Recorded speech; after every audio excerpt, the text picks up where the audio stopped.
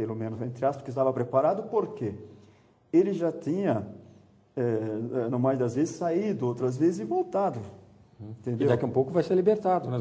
Final de pena, pouco vai ser libertado. Na verdade, o preso que faz isso, até usando um termo muito baixo, é burro, porque ele retorna um pouquinho mais e ele volta para casa no regime aberto, na chamada prisão albergue domiciliar, já que nós não temos estabelecimento destinado ao regime aberto. Então, ele vai para casa, né, e só tem que comparecer normalmente de 3 em 3 meses para comprovar atividade ilícita e residência.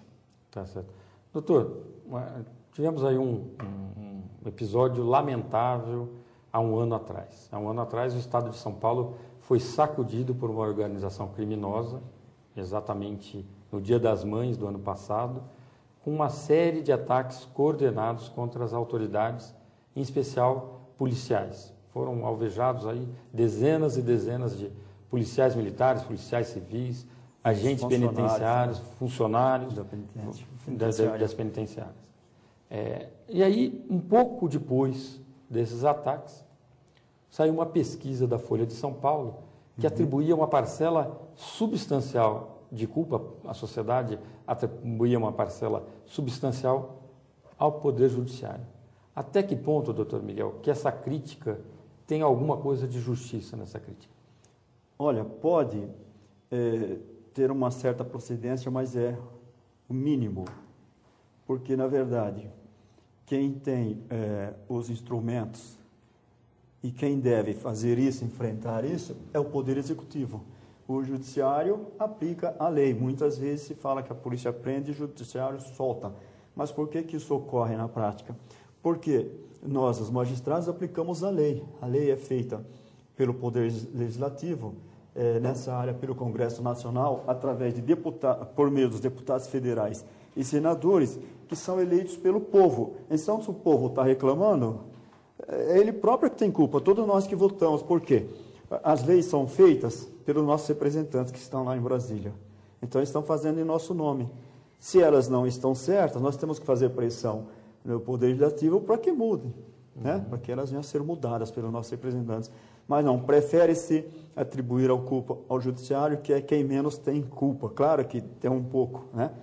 E ao final do processo também, né, doutor? Quando o Judiciário vai atuar, o criminoso já cometeu o crime, a polícia agiu acertadamente ou não, o Ministério Público também agiu, para só então o Judiciário se manifestar, não é isso? É isso. E tem mais. O Estado, todos nós estudamos nas nossas diferentes áreas, que o Estado foi criado para defender a população e objetivando o bem comum. Então, quando o Estado enfrenta uma ação dessa de criminosos, ele tem que fazer valer a mesma força contra os criminosos. Então, você vê aí esse crime organizado que tem as melhores armas, alguns têm aviões, todo tipo de veículos, e o policial vai lá com 38, com uma viatura, muitas vezes, cheio de problemas, né? Então, o Estado peca nisso também.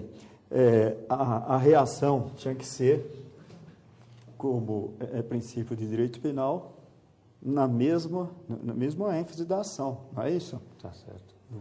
Então, se eles vêm com armas poderosas, o Estado também tem que dar para os seus policiais, que é quem defende a sociedade, armas poderosas no mesmo nível, no mesmo naipe. Tá certo. Doutor Miguel, vou pedir licença para o senhor. Nós vamos para um rápido intervalo e já voltamos. Estamos de volta com Frente a Frente com a Justiça. Nessa oportunidade, um bate-papo muito interessante com o doutor Miguel Marques e Silva sobre política penitenciária no Brasil, em especial no estado de São Paulo. Doutor, a Pamages, numa atitude quase não usual, onde, nessa diferenciação que a gente aprende, o executivo executando, o legislativo criando leis e o próprio judiciário na aplicação de leis, a Pamages saiu dessa figura de aplicação de lei e foi procurar o legislativo para dizer para ele: olha, nós lideramos um processo, reunimos os melhores especialistas que dispomos, então estamos entregando para vocês um anteprojeto de reforma penal para melhorar essa legislação que consideramos falha. Sim. O que o senhor avalia, como é que o senhor avalia trabalho da Pamagem que exigiu aí uma coordenação entre presidente, primeiro vice, segundo vice, diretores, Tribunal de Justiça, desembargadores, governador do Estado de São Paulo, prefeito da cidade de São Paulo, presidente da Assembleia Legislativa à época, doutor Rodrigo Garcia. Sei. Essa mobilização, qual o resultado para o senhor? Isso foi um passo importante na história do judiciário e na história das próprias leis brasileiras? A Pamagem congrega realmente os aplicadores da lei, os juízes, embargadores, né? E realmente foi montada essa comissão, da qual tive o prazer de fazer parte também. Eu estive lá nas reuniões, estive no Palácio do Governo entregando o nosso trabalho, né? Eu acho que isso foi muito importante, que ao invés de ficar naquela situação inerte frente aos problemas que estão ocorrendo aí todo dia, a Pamagem saiu a campo, foi a primeira instituição, né? Mostrando que precisava fazer uma reforma na legislação penal, né? Pontos importantes, inclusive, quanto ao problema da progressão de pena aos chamados crimes hediondos, né? Que, aliás, eu tive o prazer também de apresentar essa proposta, foi vários colegas também, de colocar 2/3, eu entendia 2/3 para a progressão ao regime semiaberto. Na verdade, acabou o Congresso determinando em 2/5 para o primário e 3/5 para aquele que é reincidente. Eu acho que isso aí foi uma medida positiva e que começou no nosso projeto. Eu acho que o Congresso, vendo esse nosso trabalho, alguém se adiantou lá e fez essa propositura de lei, né? Esse trabalho está lá no Congresso, eu acredito que deve estar nas comissões lá fazendo os estudos necessários e logo deve ir para a votação plenária, né? A propósito desse projeto, doutor Miguel, o então governador Cláudio Lembo, também foi entrevistado por nós no programa, disse que foi imprescindível a participação da Pamagem naquele momento. Foi uma questão de um tempo adequado e apropriado, porque ele sentiu esse retorno do judiciário. Ele estava lá comandando, segundo ele, um dos grandes desafios da vida dele, da vida pública e da vida pessoal também dele. Precisou reagir, mostrar uma energia muito grande e tendo um outro lado da biografia dele, de um fiel defensor dos direitos humanos. Então, foi um grande desafio para ele.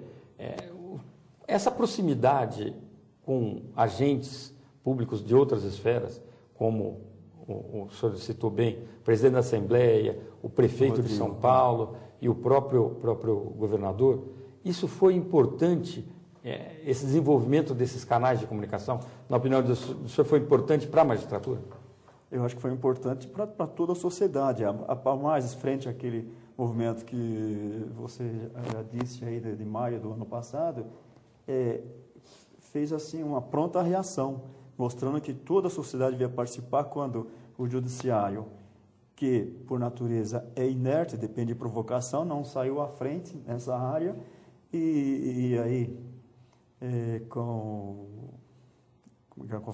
vinculado com a vinculação do presidente